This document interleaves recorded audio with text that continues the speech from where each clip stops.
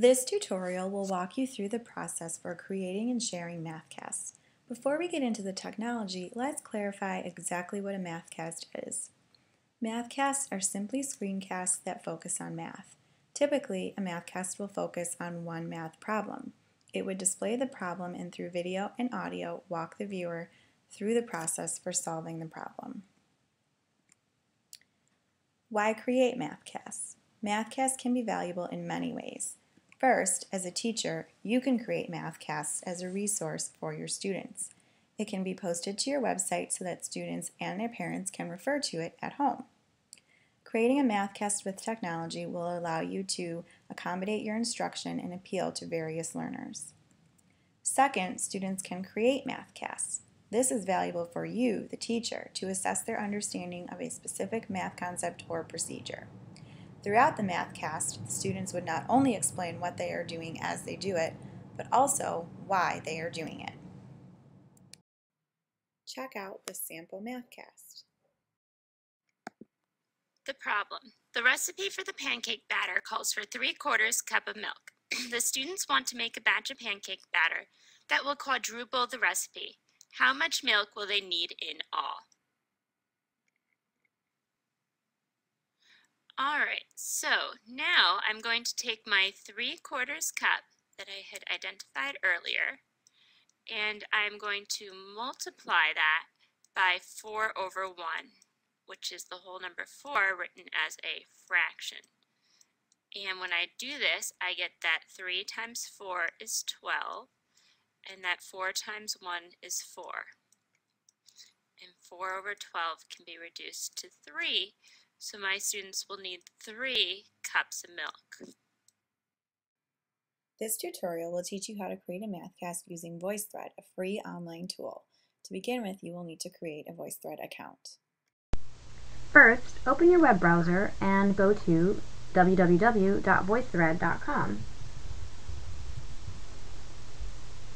You'll notice a navigation bar across the top of the VoiceThread homepage that allows you to easily navigate the website. If after seeing this tutorial and spending some time with VoiceThread, you decide that VoiceThread is something that you would use often with your students, it might be a good idea to consider purchasing a class subscription. You can do that here. As you can see, there are many advantages to the class subscription that you don't have with an individual account, such as creating secure student accounts and the ability to edit student work. Today, however, I'll just be creating an individual account. You can always create an individual account and purchase the class subscription at a later time. So let's return to the home page, and we're going to click on Sign In or Register. On this page, you'll need to click on Register. To register a new account, you just enter your information.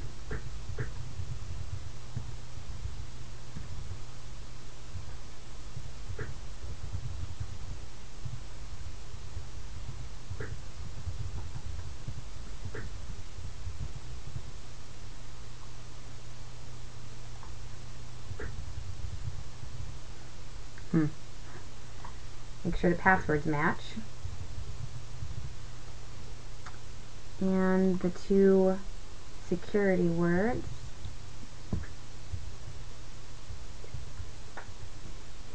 And click on Register. Okay, we've created the account, and now we're free to explore. You can see the same handy navigation bar at the top of the page.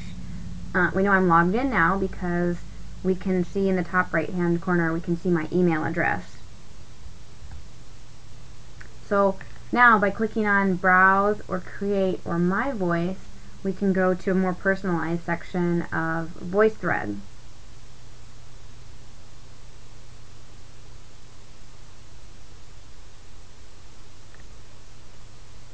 So here we're able to browse creations that others have posted.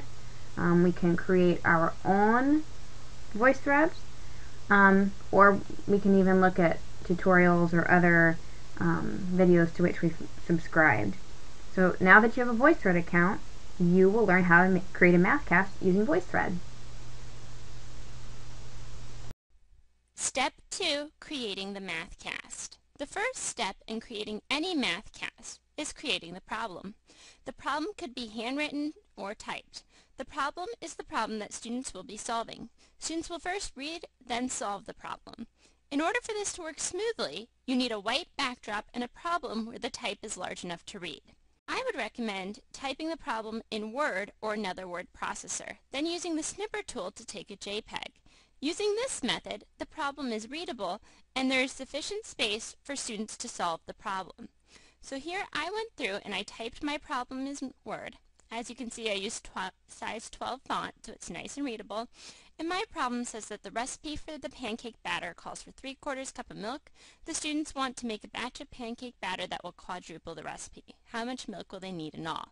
And I have a nice background. So I went ahead, I typed it, and then I used my snipper tool to take a picture of it. And here I have a picture of it that I can upload. Once you have the problem created and saved in some way, you are ready to begin creating the Mathcast using VoiceThread. Go to the VoiceThread website, voicethread.com, and log into your account to create.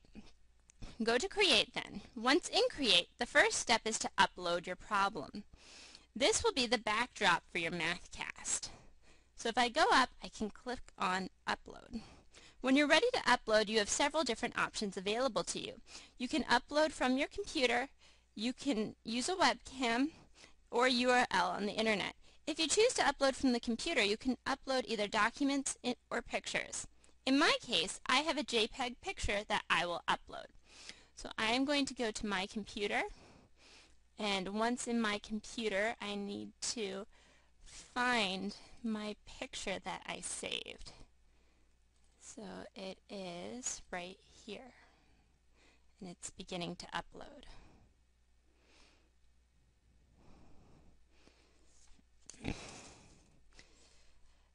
The third and final step of creating your Mathcast is in the comment section. This is where the meat of the Mathcast is created. Often, Mathcasts have students read the problem, break it apart, and explain how they solve it. The Mathcast tools allow students to write using a pen and record their comments of what they are doing. To begin recording the Mathcast, choose the comment option on the right side of the screen. When the comment pops up, you have several options. To begin recording, choose Record. At this point, VoiceThread will begin recording and students can create their Mathcast. Part of the recording is a pen where students can choose the color they would like to write with and can change colors at their will. So I would go to Comment. Here I can record what I would like to say. So I can press record and I can talk. If I go back, I can type if I would like to type, and I have my different color options here. Once you've created the Mathcast, it's time to share it.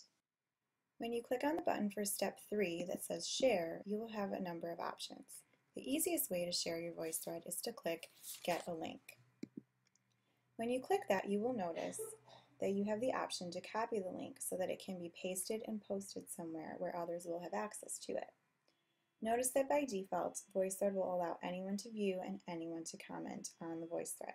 You can change this by deselecting the options by clicking on the green check marks.